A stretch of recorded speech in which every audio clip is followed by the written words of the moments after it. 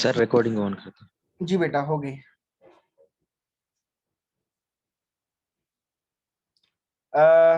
बेटा we will continue our lecture number 6 and hopefully this would be the last session. Yes beta, in this session we are going to discuss about learned helplessness. बेटा learned helplessness, अच्छा यहाँ पे आप पहले देखें help, ठीक है। हेल्प, हेल्प का तो सबको पता है बेटा। जब कभी लेस आ जाए ना हेल्प के साथ, लेस, लेस यानी फिर वो बात नेगेटिव हो जाती है। हेल्पलेस यानी कोई मददगार नहीं, ठीक है। नेस यानी एक कंडीशन, एक सिचुएशन है। A situation in which you think that no one is there to help me, I am helpless, मैं कुछ नहीं कर सकता, मुझसे कुछ नहीं हो पाता। आ रही बात समझ में? इसको कहते हैं हेल्पलेसनेस। लर्नड, लर्नड यानी ये चीज सीखी हुई है, आपने सीखी है, ये फिनोमेनन, ये कैफियत आपने सीखी हुई है, खुद ऐसी है नहीं लेकिन आपने सीखी हुई है और आपने अपने आप को बताया हुआ होता है, हकीकत नहीं होती है। बेटा इसका एक वाकया अशफाक अहमद ने अपनी किताब में लिखा है, वो जो बच्चे ने थोड़ी देर पहले हाथी वाली मिसाल दी थी, वही वाकया अशफाक अहमद का है कि हाथी जो है ना, यानी जब पैदा होता है या कुछ दिनों का होता है तो उसको एक पतली सी जंजीर से बांध के रखते हैं। अब वो उसको थोड़ी छुड़ाने की कोशिश करता है और वो नहीं छुड़ा पाता क्योंकि उस वक्त हाथी कमजोर होता है, वो चेन थोड़ी ताकतवर होती है। कुछ महीनों के बाद वो हाथी ज्यादा ताकतवर हो जाता है, चेन कमजोर हो जाती है उसके मुकाबले में। लेकिन अब वो बंदा यही सोच रहा होता है, हाथी यही सोच रहा होता है कि भाई ये चेन जो है वो मुझसे ज्यादा ताकतवर है, मैं कमजोर हूं, मैं इसको नहीं तोड़ सकता। तो अशफाक अहमद कहते हैं कि अब वो हाथी जो है वो उस चेन के साथ नहीं जुड़ा हुआ, बल्कि वो उस ख्याल के साथ जुड़ा हुआ है कि भाई मैं नहीं कर सकता ये। इसको हम कहते हैं लर्नड हेल्पलेसनेस। तो बाजू का आप लोग कहते हैं ना, नहीं मुझसे मेहनत नहीं होगी, मैं नहीं कर पाऊंगा, ये एक्चुअली लर्नड हेल्पलेसनेस होती है, आपकी खाम ख्याली होती है और कुछ नहीं होता, हकीकत नहीं होती। Versus self determination, self determination यानी ये कहना कि भाई चीजें मैं कर सकता हूं, अगर मैं चाहूं तो मैं सब कुछ पॉसिबल हो सकता है, इसको कहते हैं determination. Number 1, the benefits of feelings of control also are apparent, also appear in animal research। यानी बेटा जितनी भी जानवरों पे रिसर्च की गई है उनमें से हमें फीलिंग्स ऑफ कंट्रोल का जो ना हमें पता चल जाता है कि भाई उसके क्या फवायद हैं। फीलिंग ऑफ कंट्रोल कि आपको यानी ये फील कराना कि भाई चीजें आपके कंट्रोल में हैं, आप अगर चाहें तो कर सकते हैं। Number 2, dogs taught they cannot escape shocks while confined। यानी वो कुत्ते जिनको ये सिखाया गया कि भाई आप जब यानी कन्फाइंड हैं, आपको जिन सलाखों में बांधा जाता है, आप उनसे एस्केप नहीं कर सकते, यानी उनको ये माइंड में वो बात बिठा दी गई एक्सपेरिमेंट के जरिए कि आप इनसे नहीं भाग सकते। Will learn a sense of helplessness, यानी वो यही समझेंगे भाई हम मजबूर हैं, हम नहीं भाग सकते। अब फॉर एग्जांपल ये जो चिड़ियाघर में आप लोग गए होंगे कराची वाले में, वहां पे काफी सारे जानवर हैं बेचारे, यानी इनके अंदर बैठे हुए हैं। अब अगर बाहर से कुंडा लगा हुआ है, इन्होंने ट्राई किया होगा खोल निकलने के लिए, नहीं हुआ। अब ये बंद इस ख्याल के साथ बंद गए कि हम अब इस पिंजरे से निकल ही नहीं सकते। अब अगर आप इसका कुंडा खोल भी दोगे तो वो वहां से नहीं निकल पाएगा जब तक आप वो पूरा गेट ना खोल दें। Number 3, later these dogs cowered passively in other situations when they could escape punishment। यानी फिर बाज दूसरी सिचुएशन में वो जो स्किप कर सकते थे, भाग सकते थे, वो उन सिचुएशंस में भी नहीं भागे क्योंकि वो उन्होंने खुद को बताया हुआ था कि हम यहां से भाग ही नहीं सकते। नंबर 4, डिप्रेस्ड और ऑप्रेस्ड पीपल, यानी डिप्रेस जो मायूस लोग होते हैं और ऑप्रेस्ड यानी वो लोग जिन पे जुल्म किया जाता है। डिप्रेस्ड और ऑप्रेस्ड पीपल बिकम पैसिव, वो क्या हो जाते हैं, पैसिव हो जाते हैं। यानी उनके साथ जो चीज करें आप करते रहें, वो बेचारे कुछ नहीं कहते, फिर जितना जुल्म हो वो खामोशी से बर्दाश्त करते रहते हैं, अल्लाह मियाँ की गाय बन जाते हैं। Because they believe their efforts have no effect, वो कह रहे होते हैं कि भाई देखें हमारे एफर्ट से कोई कुछ नहीं फर्क पड़ता। आपने ये चीज वोटिंग बिहेवियर में भी देखी होगी, काफी लोग जो है ना वो वोट नहीं दे रहे होते। आप उनसे पूछते हैं हाँ भाई वोट क्यों नहीं देते, वो कहते भाई हमारे वोट से कुछ फर्क थोड़ी ना पड़ेगा, मेरे वोट देने या ना देने से इस मुल्क का निजाम नहीं बदलने वाला, बाहर से इलेक्शन के फैसले होते हैं, मेरे वोट से इसके फैसले नहीं होते। इट मीन्स आप समझ रहे होते हैं ये जो इलेक्शन में उम्मीदवार को जितवाना हराना ये हमारे हाथ में नहीं, ये आर्मी के हाथ में होता है। इसीलिए काफी सारे लोग इलेक्शन में वोट देने जाते ही नहीं है। तो बेटा ये लर्नड हेल्पलेसनेस है। शायद आर्मी का इतना ना भी हो जितना कि हम समझते हो। ठीक है बेटा, तो ये लर्नड हेल्पलेसनेस होती है। Number 5, depressed people suffer paralysis of the will. यानी जो मायूस लोग होते हैं उनमें क्या क्या चीजें पाई जाती हैं? Paralysis of the will. Will कहते हैं बेटा अज़म को, यानी वो कोई अज़म नहीं बना पाते। अज़म कहते हैं ना, कोई प्रोग्राम हो उनके पास, कोई प्लान हो, ऐसी कोई चीज उन लोगों के पास नहीं बन पाती। फिर पैसिव रेजिग्नेशन यानी उन लोगों से कोई भी बात मनवाई जा सकती है, वो बेचारे बस हाँ में हाँ मिला देते हैं। एंड मोशनलेस अपैथी में, यानी वो हिल ही नहीं पाते। एक होता है ना, आप किसी जानवर को कूट रहे होते हैं, लाठियों से मार रहे होते हैं, वो बेचारा हिलता ही नहीं वहां से। तो जो है क्या कहते हैं कि ये सिचुएशन पैदा हो जाती है डिप्रेस्ड मायूस लोगों की, और वो किस वजह से? लर्नड हेल्पलेसनेस की वजह से। Number 6, losing control over what you do. जो कुछ आप करते हैं उससे अगर आपका कंट्रोल खत्म हो जाए, what others do to you, दूसरे लोग आपके साथ क्या करते हैं, can make unpleasant events profoundly stressful. यानी अगर आपका ये जो सेंस ऑफ कंट्रोल है वो खत्म हो जाए, and what others do to you, और आप ये समझें कि जो कुछ दूसरे लोग करना चाहते हैं मेरे साथ वो कर जाते हैं, लेकिन मैं उनको कुछ कह नहीं पाता, मेरे साथ नाइंसाफी कर जाते हैं। तो इस तरह की चीजें आपके यानी आपको ज़हनी मरीज बना देती हैं। 7 point, several diseases are associated with feelings of helplessness.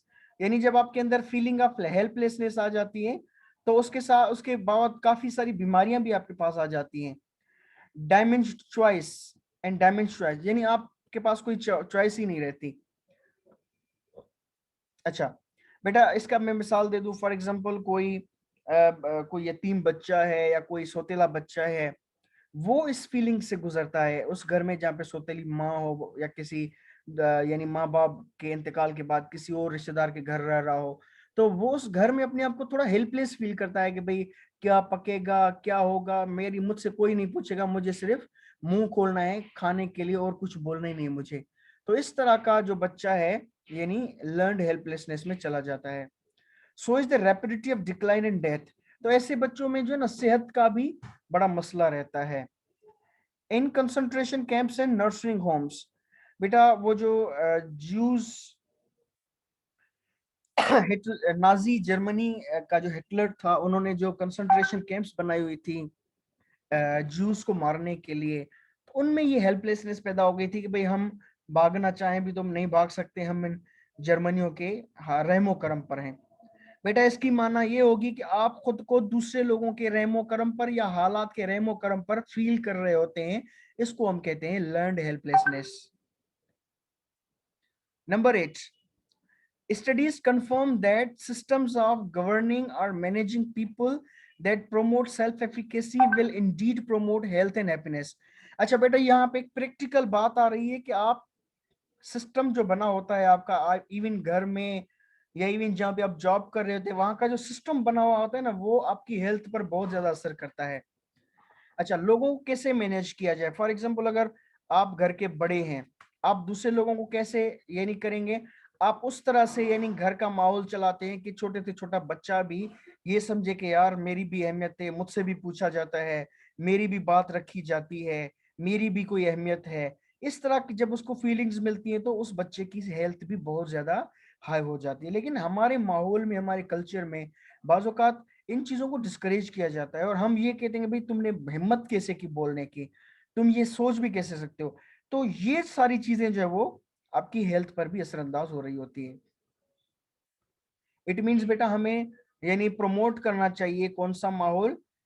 वो माहौल जिसमें दूसरे लोगों को फील हो के वो भी बड़ी इंपॉर्टेंट रखने वाले लोग हैं।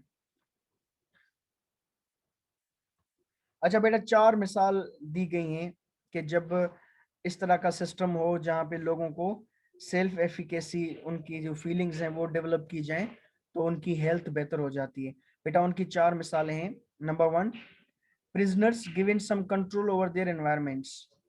बेटा ये बड़ा प्यारा जो एग्जाम्पल है, आप इसको घर में भी अप्लाई कर सकते हैं। यानी अगर कैदियों को अपने माहौल पे थोड़ा सा अख्तियार दे दिया जाए तो उनकी हेल्थ बेहतर हो जाती है। वो अख्तियार किन चीजों में? By being able to move chairs. एक होता है ना फिक्स पाबंदी होती है कि भाई चेयर को हिलाना तक नहीं है, जहां पे रखिए आप वहां पे बैठ सकते हो चेयर पर, आप उसको इधर उधर नहीं कर सकते। यानी आप सिर्फ उस पर बैठ सकते हैं, आपका अख्तियार नहीं है कि आप उसको उठाकर अपनी मर्जी से ले। अगर आपको अख्तियार दिया जाता है कि भाई फलां चेयर आप उठाकर वहां पे रख सकते हैं, आपका ये अख्तियार है, तो आप थोड़ा सा पावरफुल खुद को फील करते हैं, यार मेरा ये अख्तियार है, मैं चेयर को यहाँ से उठाकर वहां पे रख सकता हूँ। तो ये छोटी सी बात भी बहुत बड़ा इम्पेक्ट डाल सकती है आपकी हेल्थ पर। Number 2, control TV sets. बेटा इसका मुझे कौन मिसाल बताएगा, टीवी सेट पे कैसे कंट्रोल? मतलब सर जिसका कभी किसी चीज देखने को दिल करे वो उसको देख सके। एग्जैक्टली, यानी रिमोट आप लोगों को दिया जाए। अब फॉर एग्जांपल बाज़ औक़ात ऐसे होता है, आप किसी बड़ी हॉस्पिटल या किसी जगह जाते हैं ना, वहां पे टेलीविजन स्क्रीन लगाई हुई होती है उन लोगों ने, लेकिन चैनल एक ही चल रहा होता है। अरे बात समझ में? चैनल वो एक ही चल रहा होता है, आप वही देख सकते हैं जो वो दिखाएंगे, आप अपनी मर्जी से नहीं देख सकते। तो जहां पे आपकी मर्जी खत्म होती है ना, वहां पे बेटा आपकी हेल्थ और हैप्पीनेस अफेक्टेड हो जाती है। जहां आपकी मर्जी चलती है तो वो वहां पे आपकी हेल्थ और हैप्पीनेस इंप्रूव होती है।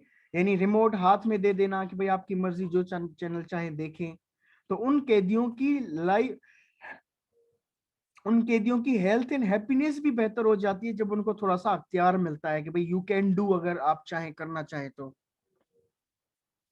Switch the lights. अच्छा कभी कभी क्या होता है, बत्तियों के जो बटन है ना वो बाहर लगे होते हैं, तो कैदी बेचारे, बत्तियां खुलेंगी या बंद होंगी ये बाहर सिस्टम ऑपरेट करेगा, अंदर नहीं होगा। तो बाहर से करेंगे तो ये खुद को थोड़ा बेख्तियार महसूस करेंगे, हालात के रेमो करम पे फील करेंगे। लेकिन अगर उनके बटन अंदर होंगे, भाई आप अपनी मर्जी से खोल और बंद कर सकते हैं, ये छोटी सी एक चीज भी उन लोगों को थोड़ा सा खुश कर सकती है और हेल्थ उनकी बेहतर बना सकती है। एक्सपीरियंस लेस स्ट्रेस, आप यानी लेस स्ट्रेस फील करेंगे। एग्जिबिट फ्यूअर हेल्थ प्रॉब्लम्स, आपको यानी कि कम प्रॉब्लम होंगे। Commit less vandalism. बेटा वैंडलिज्म कहते हैं ऐसे एक्ट, ऐसे काम जो दूसरे लोगों को नुकसान पहुंचाने वाले होते हैं। तो इस तरह जब आपको थोड़ा सा अख्तियार मिल जाता है तो आप नुकसान नहीं करते। बेटा आपको पता है छोटे बच्चे जो होते हैं ना, वो अक्सर औकात नुकसान चीजों का क्यों करते हैं? हम इवन गिलास जो ना, गिलास वो भी वो अपनी मर्जी से उठाना चाहे तो हम उनको डांट देते हैं, यहाँ से उठाकर यहाँ पे क्यों रखा तुमने गिलास, पानी पीकर यहाँ पे क्यों रखा, वहां पे क्यों नहीं रखा। छोटी छोटी चीजों पे बच्चों को यानी ये बता रहे होते हैं कि तुम्हारी कोई हैसियत नहीं, तुम्हारा कोई इख्तियार नहीं। बच्चों से पूछा जाए, हाँ बेटा बताएं कहाँ पे रखें वाटर कूलर को, हाँ बेटा बताएं फलां चीज को कहाँ पे रखें। थोड़ा सा बच्चे की बात मान कर देखें, फिर देखें बच्चा कितना हवा में उड़ने लगता है। अच्छा दूसरी बात, अगर आपको लगे कि भाई बच्चा जो है फॉर एग्जांपल ज्यादा खर्च वगैरह करता है और ज्यादा पैसे बेचता है, तबाही कर रहा है, आपके कंट्रोल में नहीं है, तो उसका ये है कि आप उसको थोड़ा अख्तियार दे दें। अख्तियार क्या दे दें? फॉर एग्जाम्पल आपको लगता है कि ये 50 रुपये डेली बेचता है, अब आप क्या करें कि उसको 100 रुपये दे दें। बेटा अब ये 100 रुपये, अब माशाल्लाह तुम बड़े हो, आप हमारे घर के भाती हो, आपको हम ये अख्तियार देते हैं कि आप जो है ना आज के बाद सब्जियां वगैरह आप लाओ। अब वो जो 50 रुपये बेचते थे ना, 100 रुपए की सब्जी लाएगा, 1 रुपया खुद नहीं बेचेगा। वो कहेगा हाँ यार मेरी जिम्मेदारी है, मुझे ही सब्जियां लानी है, अगर मैं ही चीजें खाने बैठ गया तो फिर कैसे पूरा। उसको थोड़ा सा अख्तियार दो, उसको थोड़ा सा इंपॉर्टेंस फील करवाओ, तो वो ऑटोमेटिकली अपने आप को बेहतर बनाएगा। Number 2, workers given leeway. बेटा लीवे कहते हैं फ्लेक्सिबिलिटी को, यानी जिन वर्कर्स को थोड़ी फ्लेक्सिबिलिटी मिलती है कि भाई आप जितना चाहें जब का चाहें काम अब अपनी मर्जी से काम करें। एक होता है ना हमारे यहाँ जब कोई घर बनवा रहे होता है तो मजदूरों के ऊपर लाठी लेकर हम बैठे होते हैं कि हाँ भाई तुम फारिग क्यों, काम करो। ऐसे लोग काम भी सिर्फ हमारी मौजूदगी में करेंगे, हम चले जाएंगे ना फिर बैठ के सिगरेट पियेंगे। तो उनको अख्तियार देना कि भाई आप जो है ना वो अपनी मर्जी से काम करो। तो अगर आप उनको ये देंगे तो फिर वो लोग सिंसियरिटी से काम करेंगे। अच्छा उनकी मोरल बेहतर हो जाएगी। Number 3, institutionalized residence allow choice in such matters as what to eat for breakfast, when to go to a movie, whether to sleep late or get up early, may live longer and certainly are happier.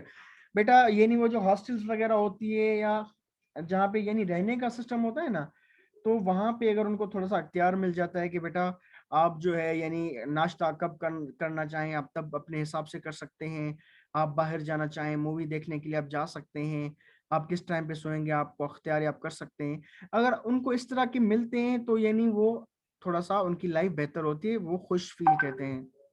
Last point बेटा, homeless shelter residents, यानी वो लोग homeless shelter residents, आजकल जो इमरान खान बना रहे हैं ना पनाहगाहें जहाँ पे यानी वो लोग जिनकी घर नहीं है वो सर्दी में बेचारे रहेंगे, उनको खाना पीना मिलेगा, तो उनको हम कहते हैं शेल्टर होम्स। तो homeless shelter residents who perceive little choice in when to eat and sleep, यानी वहां पे कब खाना मिलेगा कब सोएंगे ये हम फैसला नहीं करेंगे, बल्कि ये शेल्टर होम वाले फैसला करेंगे हमें किस वक्त सोना है और किस वक्त जागना है, किस वक्त हमें खाना मिलेगा किस वक्त नहीं मिलेगा। And little control over their privacy, और जब उनको कंट्रोल ही नहीं होता, फॉर एग्जांपल आपको बिस्तरा दिया जाता है एक हॉल में जहाँ पे 20 लोग और सो रहे हैं, वहां पे आप इतना ज्यादा सिक्योर फील नहीं करेंगे, ज्यादा कंटेंटेड फील नहीं करेंगे, हैप्पी नहीं फील करेंगे। लेकिन आपको एक चारपाई जितनी भी स्पेस अगर अलग से दी जाती है, छोटा सा रूम बनाकर बेटा ये आपका है, अब ये आपका अपना पर्सनल है, तो उस पर्सनल में भी आप थोड़ा सा अच्छा फील करते हैं। बेटा थोड़ी सी मैं आपको इसकी मिसाल दूं कि फॉर एग्जांपल घर में आपका एक कमरा है जिसमें आप 3 भाई हैं या 3 बहनें, वो सारी रहती हैं इकट्ठे, अपनी चीजें वगैरह रखती हैं ये वो, तो आप उस कमरे को मेरा या अपना नहीं कह सकते। आपकी खुशी दोबाला हो जाएगी जब आपको कहा जाए कि भाई हम नए घर में जा रहे हैं और वहां पे आपका अपना अलग कमरा होगा, तो फिर आप थोड़ा पैशनेट हो जाएंगे, बस नए घर में जाएं मेरा अपना कमरा हो जहाँ पे चीजें मैं अपनी मर्जी से रख सकूं, अपनी चीजें से उनको यानी बंद कर सकूं, तो ये चीजें आपको थोड़ा सा ज्यादा खुशी देती हैं। Are more likely to have passive helpless attitude regarding finding housing and work. अच्छा बेटा इस पॉइंट को थोड़ा दोबारा हम पढ़ें, homeless shelter residents who perceive little choice in when to eat and sleep and little control over their privacy are more likely to have a passive helpless attitude regarding finding housing and work। यानी कि बेटा वो लोग जिनको little choice in when to eat and sleep, यानी जिनको choice वगैरह नहीं मिलती कि कब खाना है कब सोना है, वो यानी फिर अपना घर वगैरह ढूंढना या ये उस चीज की तरफ वो लोग नहीं जाते, क्योंकि वो हैप्पी नहीं होते, जितना वो लोग हैप्पी होते हैं उतना ही फिर वो पॉजिटिव चीजों की तरफ जा रहे होते हैं। अच्छा बेटा लास्ट में ये एक पॉइंट मैंने लिखा था, ये स्टॉक लेक्चर से रिलेटेड तो नहीं है लेकिन बड़ा इंपॉर्टेंट था इसलिए मैंने लिखा था, आर्ग्यू फॉर योर लिमिटेशंस, यानी आपको अपनी लिमिटेशंस का पता होना चाहिए कि मेरी हुदूद क्या है, और फिर आप उन हुदूद का हिफाजत भी करें कि किसी बंदे को आप अपनी उन हुदूद में ना आने दें। And sure enough they are yours, और क्योंकि वो हुदूद वो लिमिटेशंस आपकी हैं, others do not have right to interfere in them. जी बेटा कोई सवाल कोई पॉइंट ऐड करना हो? आज का लेक्चर यहाँ तक था। सर गांव में ऐसा होता है कि औरतों को कोई इख्तियार नहीं दी जाती, तो इसी वजह से औरत हमेशा अपने आप को कमतर समझते हैं, तो इस मिसाल को हम इसमें ले सकते हैं। एग्जैक्टली बेटा आपने बहुत प्यारी मिसाल दी है कि औरत जो है ना, औरत यानी फॉर एग्जांपल अगर हम कहते हैं वो अल्लाह में की गाय है पैसिव है वो बेचारी, तो बेटा आप जिस तरह से उसको रखते हैं उसकी वजह से वो वैसी बन जाती है। आप लोगों को याद होगा पहली पहली क्लास में हमने सिंड्रेला का एग्जाम्पल कोट किया था, एक लड़की Cinderella. Yes sir, power of situation. हाँ अच्छा, अब वो अपने माहौल में क्यों इस तरह से कोई कोई डरी डरी थी, क्योंकि उसकी माँ ने उसको कोई इख्तियार नहीं दिया हुआ था, ठीक है, लेकिन वो दूसरी तरफ बड़ी चार्मिंग फील कर रही थी शहजादे की मौजूदगी में, क्योंकि उसने उसको फीलिंग यानी इंपॉर्टेंट फील करवाया कि भाई तुम तो माशाल्लाह बड़ी खूबसूरत हो, तुम तो इतनी इंपॉर्टेंट हो, तो ये चीजें देखकर वो थोड़ी उसका हुलिया ही बदल गया, वो मुस्कुराने लगी, वो हवाओं में उड़ने लगी। तो वहां पे वो डिफरेंट, यहाँ पे वो डिफरेंट, क्योंकि यहाँ पे डिफरेंट एनवायरमेंट था, वहां पे वो डिफरेंट एनवायरमेंट था। The way you handle people it affect their behaviour. जी बेटा और कोई सवाल? हेलो सर आपने हमें एक प्रोजेक्ट दिया है, उसके हवाले से थोड़ा गाइड करें। जी जी। अच्छा बेटा, मैंने प्रोजेक्ट दिया है इस बार एनजीओज पर। एनजीओज होती हैं या मुख्तलिफ ऑर्गेनाइजेशंस होती हैं जो सोसाइटी में वेलफेयर का काम कर रही होती हैं। आप लोगों ने बेटा एक स्टूडेंट सिर्फ एक ऑर्गेनाइजेशन ले सकता है, कोई दो बंदे एक नहीं करेंगे। और इसीलिए वो टॉपिक पहले मुझसे अप्रूव कराएंगे, इंश्योर करेंगे कि वो टॉपिक पहले किसी ने नहीं लिया हुआ, जिससे मैं आप लोगों को यहाँ पे दिखाऊं।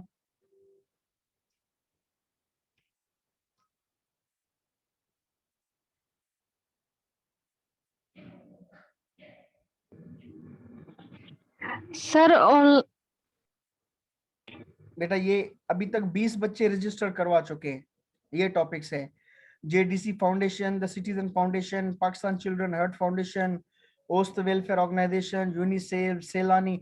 अच्छा बेटा, अब ये सेलानी है, इसके तकरीबन मेरे ख्याल में 40-50 से ज्यादा कंपोनेंट्स हैं जिन पे वो लोग काम करते हैं। यतीम बच्चों की शादी करवाना, मैयतों को गुस्ल देना, जो बेरोजगारों को रोजगार दिलाना, इतने पता नहीं कितने उनके कंपोनेंट्स हैं। तो आप फॉर एग्जाम्पल इतनी बड़ी ऑर्गेनाइजेशन को कर रहे हैं तो उसके सिर्फ एक कंपोनेंट पे काम करेंगे, जिस तरह बच्चे ने फूड डिस्ट्रीब्यूशन सिस्टम पे वो काम कर रहे हैं।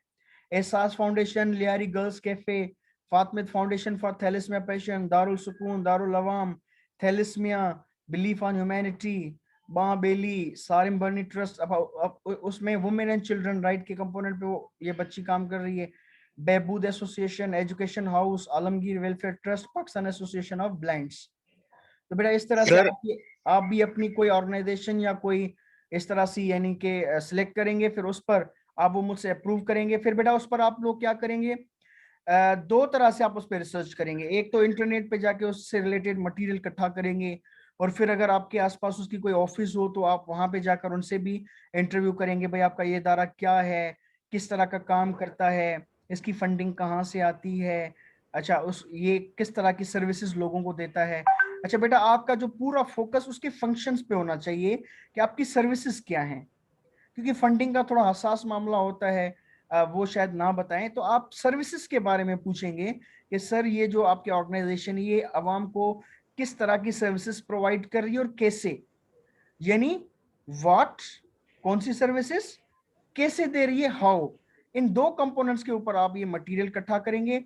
फिर जो आपकी फाइंडिंग्स होंगी उस पर आप पावर पॉइंट की पीपीटी बनाएंगे। उस पीपीटी की फिर हम प्रेजेंटेशन लेंगे, मैं उसकी डेट्स अनाउंस करूंगा, फिर उसके लिए फर्दर प्रोसेस में अनाउंस करूंगा किस तरह से वो मैं आप लोगों से प्रेजेंटेशन ले रहा हूँ। ठीक है बेटा। जी sir, thank you so much. कोई और क्वेश्चन, कोई और कंफ्यूजन हो? सर जैसे कि हमारे क्लास से अलावा दूसरे बच्चों को भी आपने दिया होगा, तो ऐसा हो सकता है कि मतलब इत्तेफाकन किसी ने ये सिलेक्ट किया होगा टॉपिक, तो हम वो इत्तेफाकन सिलेक्ट कर लें। तो इसमें मतलब आप अप्रूव करेंगे, देख के अप्रूव करेंगे, या कि आप हमें मतलब सिलेक्शन के इजाजत देंगे कि एक ही सिलेक्ट कर सकते हैं दोनों?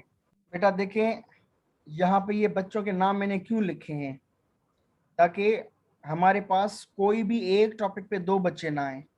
अब आप सिलेक्ट करेंगे ना, आप सिलेक्ट करके खुद से काम नहीं शुरू कर देंगे, आप पहले वो टॉपिक सिलेक्ट करके आप पर्सनली मुझे अपना नाम, अपने क्लास का नाम और अपने टॉपिक का नाम, ये तीन चीजें भेजेंगे। और फिर आपका टॉपिक मैं यहाँ पे देखूंगा, किसी बच्चे को मैंने अलॉट तो नहीं किया पहले से, अगर यहाँ पे होगा तो फिर मैं आपको उसको रिजेक्ट कर दूंगा। मैं आपको कहूंगा बेटा ये ऑलरेडी किसी बच्चे ने सिलेक्ट किया है, आप कोई और टॉपिक उठाएं। फिर आप कोई और टॉपिक उठाएंगे, अगर नया होगा तो फिर आप भी यहाँ पे रजिस्टर हो जाएंगे, और फिर आप वाला टॉपिक कोई और नहीं उठा पाएगा। Thank you sir. लेकिन फिर मैं कहता हूँ, फॉर एग्जांपल इस बच्चे ने सेलानी पे काम किया है, तो बेटा सेलानी बहुत बड़ी ऑर्गेनाइजेशन है, उसके अब फॉर एग्जांपल ये फूड डिस्ट्रीब्यूशन सिस्टम पे काम कर रहा है, आप किसी और फैक्टर पे काम कर लें।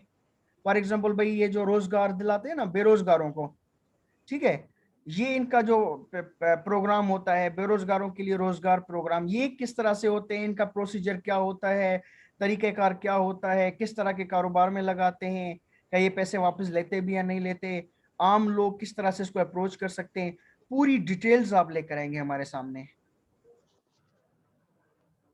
सर अभी तक कितना टाइम रह गया हमारे पास ये सारा काम करने के लिए? बेटा देखें, आप आज से टॉपिक पे काम करें और आप इंड का ना सोचेंगे हम आखिर में देंगे। मैं अचानक ऐलान कर दूंगा कि बेटा इस हफ्ते से हमारे प्रोजेक्ट स्टार्ट हो रहे हैं, आप अपने एंड से अपना काम फिनिश करके रख कर बैठे हैं। ये अगर देखा जाए तो 3 दिन का काम भी नहीं है, ठीक है, 3 दिन का काम भी नहीं है। इसीलिए आप पहली फुर्सत में टॉपिक सिलेक्ट कर लें और पहली फुर्सत में इस पे काम करके अपना फोल्डर सेव करके रख लें और फिर इंतजार करें कि कब सर अनाउंस कर रहे हैं डेट्स। ऐसे ना हो कि मैं डेट अनाउंस करूं फिर उस वक्त, बेटा पिछली बार कोरोना की वजह से लोग जो नहीं आ सके थे, प्रोजेक्ट नहीं दिया था, वाइवा नहीं दिया था, वो लोग बच गए थे। इस बार कोई नहीं बचेगा, इसलिए सारे बच्चों को जो है वो प्रोजेक्ट अपने प्रेजेंट करने पड़ेंगे। और इस बार मैंने ये किया है कि क्योंकि ऑनलाइन पे तो कोई लिमिटेशन नहीं रहती ना, हम ऑनलाइन पे सारा सारा दिन बैठना पड़ा तो सारा सारा दिन बैठेंगे, लेकिन एक एक प्रोजेक्ट को हम अच्छे तरीके से बच्चों से हम लेंगे और एक एक बच्चे की जो है ना वो अच्छे से क्या कहते हैं कि स्क्रूटनी की जाएगी। अगर किसी बच्चे का 30 मिनट भी कोई टॉपिक ले जाता है तो मैं 30 मिनट दूंगा, लेकिन डिटेल में मैं भी क्वेश्चनिंग करूंगा, दूसरे बच्चे भी क्वेश्चन करेंगे। सर अस्सलाम वालेकुम सर, मैं एहसान अली फ्रॉम सेक्शन ए से। जी बेटा। सर ये आपसे ये पूछना था कि सर जो आप प्रेजेंटेशन ये हमें मतलब जो भी टॉपिक्स दे रहे हैं इसको हम फिजिकली आपको प्रेजेंटेशन देंगे या ऑनलाइन जैसे नहीं आप बेटा, क्लासेस लें? फिजिकली पॉसिबल नहीं है, फिजिकली पॉसिबल। अब मिड टर्म के बाद देखेंगे क्या सिचुएशन बनती है कोरोना के हवाले से, क्योंकि हमारे यहाँ पे तो सारे ऑनलाइन ही क्लास चल रहे हैं। तो मेरी पहली जो टारगेट है वो यही है कि आप लोगों का सिलेबस कंप्लीट हो जाए। अब आप लोगों का सिलेबस थोड़ा लंबा है, तो मैं चाहता जी हूँ कोई भी इंपॉर्टेंट टॉपिक आप लोगों से रह ना पाए। आप लोगों से रह पाएगा, आप लोगों को दुख नहीं होगा, मुझे दुख होगा ज्यादा।